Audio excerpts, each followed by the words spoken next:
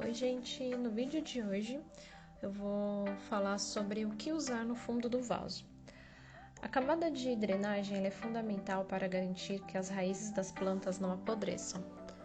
Na imagem que eu coloquei no vídeo, é utilizado cacto de telha, argila expandida e areia e manta de bedim.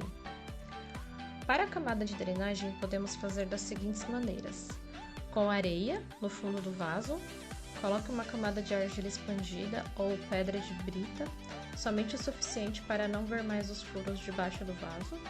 Depois coloque uma camada de areia lavada, areia de construção, suficiente para cobrir as pedras da camada abaixo. Por último, é só colocar uma camada de substrato orgânico e a muda a ser replantada. Lembre-se de preencher o entorno da muda com mais substrato, até a borda do vaso, sendo que o torrão da muda não poderá ultrapassar a altura da borda do vaso, ou seja, as raízes elas não podem ficar para fora, elas têm que ficar abaixo, cobertas com terra. Com a manta de drenagem, a única diferença desse método é em relação à camada do meio. Ao invés de colocarmos areia lavada, colocamos a manta de drenagem, podendo ser a manta de bedim. Ela pode ser usada no intuito de diminuirmos o peso do vaso, porém vale lembrar que ela tem um período de vida menor que a areia, e se errarmos a mão nas regas, ela desenvolverá fungo e apodrecerá. Além da manta de bedim, outro item que pode ser utilizado é o filtro de café. Esses dois materiais eles se decompõem conforme o tempo passa, né? O filtro de café ele acaba se decompondo mais rápido, mas é uma ótima forma de utilizar também esse recurso. Aí também tem a argila expandida, ela é indicada apenas uma camada do material no fundo do vaso. A argila ela ajuda na evasão da água das regas, impedindo que o solo fique encharcado. Cacos de telha. Em vasos com somente um furo central, o ideal, antes de tudo, é colocar um pedaço de caco de telha bem em cima do furo do vaso. Dessa forma, impede que a água escoe. Uma dica: nunca use um pedaço de telha já usado, pois ele pode conter fungos que proliferarão no vaso.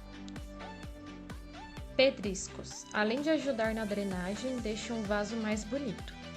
Como possuem estrutura porosa e irregular, facilitam a absorção da umidade. Lembrando que qualquer vaso deve ter furos embaixo, senão a drenagem não funciona. Às vezes adquirimos vasos que têm os furos obstruídos, principalmente os de plástico.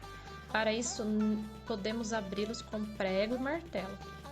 Ou seja, não é indicado plantar qualquer tipo de plantinha se os furos abaixo do vaso não estiverem feitos, porque aí a sua planta vai acabar apodrecendo, vai criar fungo e ela vai acabar morrendo. Então o indicado é sempre verificar se no fundo do vaso tem os furos corretos, para que possa ser feita a drenagem correta do vaso e a planta fique saudável.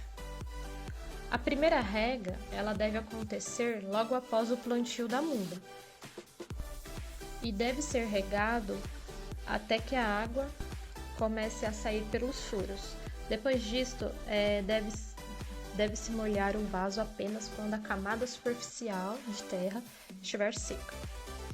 E no exemplo que eu trouxe de montagem de vaso, então tem ali a parte que fala das drenagens, as camadas de pedra que tem que pôr. Lembrando que isso é só algumas dicas, mas tem outros tipos de forma de drenagem também. Tem gente que usa isopor. Eu particularmente gosto de usar argila expandida, filtro de café. Nos meus substratos eu utilizo, além da terra vegetal, eu utilizo também areia. Vai depender muito da espécie da planta e aí vale a pena ir pesquisar como que a planta, qual que é o tipo de planta e como que ela funciona, né? O que ela vai se adaptar melhor, para você poder montar ali o vaso de acordo com a planta que você adquiriu ali. Então é isso. Não se esqueçam que depois de toda a montagem é necessário regar, né, a sua planta até que a água escoe no fundo do vaso.